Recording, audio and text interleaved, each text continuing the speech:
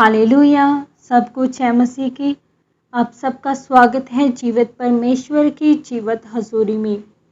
मेरी भविष्यवाणियों की पुस्तक, ये वचन प्रेरित अंकुर यूसुफ निरूला जी के द्वारा लिखे गए हैं और हमारा ये विश्वास है कि जब आप आज के इस पवित्र वचन को सुनेंगे तो आप अपने जीवन में आशीषों को ग्रहण करेंगे और आपके बंधन टूटेंगे। आज का वचन भजन और स्तुति गान।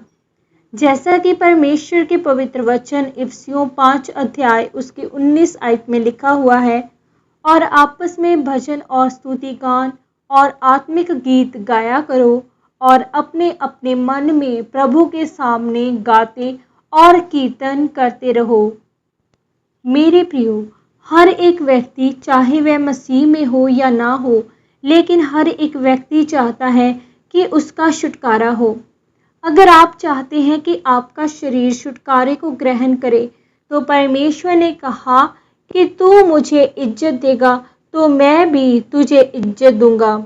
और अगर परमेश्वर आपको इज्जत देगा तो वह इस संसार की चीज़ों से, लोगों से इज्जत देगा।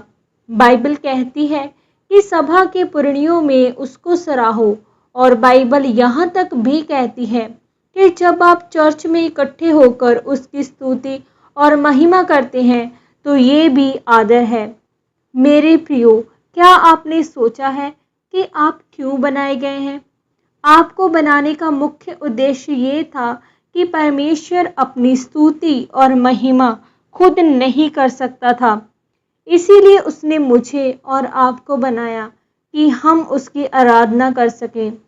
2004 में जब मैं 2 महीने का मसीही था तो मैं बहुत ज़्यादा घबराहट में था। तो एक दिन मैं अर्नेस्ट मॉल का एक भजन सुन रहा था, शोले शोले शोले रूह की आग के शोले, और मैं अपने घर में नीचे बैठकर आराधना के दौरान उस भजन को सुनकर खूब रो रहा था। और जब मैंने खूब आराधना कर ली तो मैं महसूस कर रहा था कि मेरा मन हल्का हो चुका है और अटैक भी ख़त्म हो चुके हैं। मैं उनकी एक बात सुनता हुआ देख रहा था कि उस सभा में कुछ लोग चुपचाप बैठे हुए थे, और मैं उस समय बहुत हैरान था कि अगर मैं आज़ाद हो सकता हूँ तो ये सभी भाई भी इसी आराधना के दौरान आज़ाद हो सकते हैं। लेकिन मैं सोच रहा था कि क्या इनको ये नहीं मालूम है कि आराधना में छुटकारा है और हम सभी आराधना करने के लिए ही पैदा हुए हैं। मेरे प्रियो, परमेश्वर कभी भी आपको बैठे बैठे छुटकारा नहीं देता है। आपको खुद ही आराधना करने का निर्णय करना है। चर्च के संडे स्कूल में कई बार बच्चे गाते हैं, स्तुति आराधना ऊपर जाती है, आशीष लेकर नीचे आती है। आपने इस भजन को लाख बार सुना होगा, लेकिन अभी भी आप समझ नहीं पाते हैं कि जब हम स्तुति आराधना करते हैं तो वह ऊपर जाती है और आशीष को लेकर नीचे आती है। अगर आप मत्ती की पुस्तक 15 अध्याय में पढ़ते हैं तो एक कनानी स्त्री जिसकी बेटी में दुष्ट आत्मा थी, यीशु से प्रणाम करके कहने लगी, हे प्रभु मेरी सहायता कर। प्रणाम करने का मतलब इंग्लिश की बाइबल में लिखा है, उस स्त्री ने चंगाई से पहले यीशु मसीह की स्तुति आराधना की।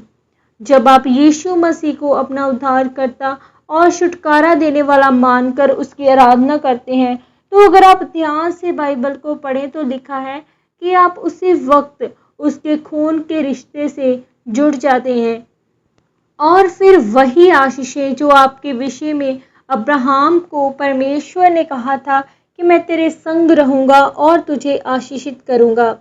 आमीन। सामर्थ्य प्रार्थना। आइए हम सब मिलकर इस प्रार्थना को करें।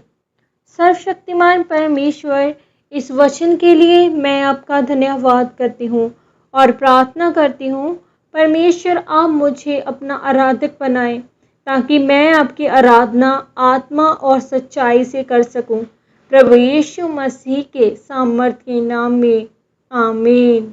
आज के सामर्थ्य वचन के द्वारा परमेश्वर आप सबको आशीषित करे। सबको जय मसीह की।